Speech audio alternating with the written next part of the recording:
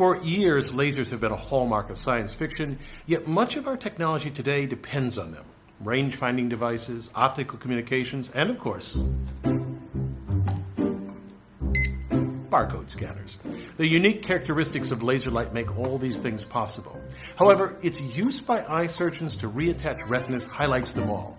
Injury can cause the eye's retina to peel away from the tissue supporting it. Without rapid treatment, the entire retina can become detached, causing blindness.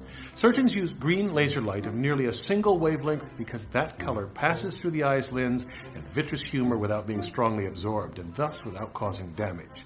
The laser beam then strikes the retina where the tissue strongly absorbs that light, using the high-intensity light to weld the detached retina back into place. The beam's narrowness allows the surgeon to affect only the area of the retina that needs to be repaired, areas as small as 30 microns. How a laser creates light with these three characteristics is a tour de force of engineering. Let me show you. Any glow-in-the-dark toy can illustrate the basic principles of creating laser light. This glows because the zinc-copper-based compound coating the inside can absorb energy from a light source and then later radiate it as light.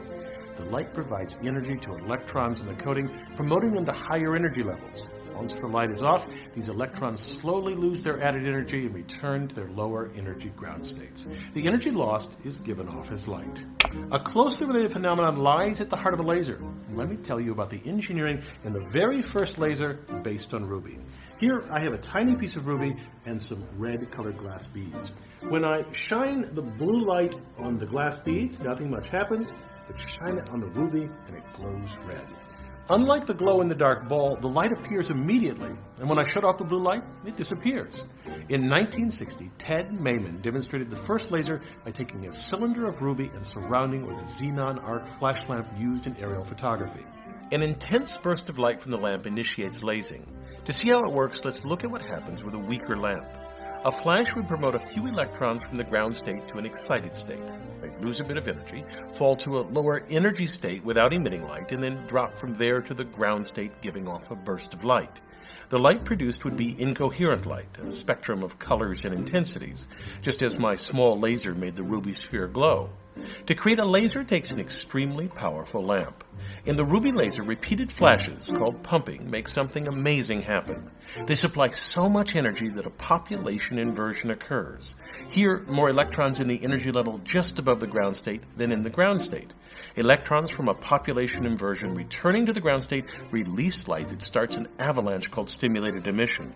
The photon produced when an electron decays induces other excited electrons to simultaneously decay and release nearly identical photons. That creates coherent light, meaning that the crests and troughs of every light wave in the beam match up. Now, at this point, we have coherent light, but not yet the other two properties of laser light. To get a narrow beam with all the light rays parallel and of a nearly single wavelength requires an addition to the ruby rod. Mayman silvered the ends to reflect the light within the ruby cylinder. He made the two ends of the rod astonishingly parallel to each other. From top to bottom, the distance between these two mirrors differs by no more than 200 nanometers. Inside this resonant cavity, two things happen. First, any light rays that don't line up with the axis eventually just exit out the side of the cylinder, and the light parallel to the axis becomes intensified and narrowed in wavelength. The mirrored ends create a standing wave, which means only light of particular wavelengths can exist inside the cavity. By choosing the rod length correctly, we can get the nearly single wavelength of light characteristic of a laser.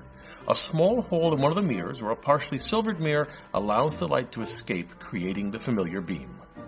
Now, since the first ruby laser was created, lasers have become easy and cheap to manufacture. For instance, this laser pointer uses a semiconductor diode to produce light. Although many innovations and improvements have occurred since 1960, the essential principles are the same. I'm Bill Hammack, the Engineer Guy.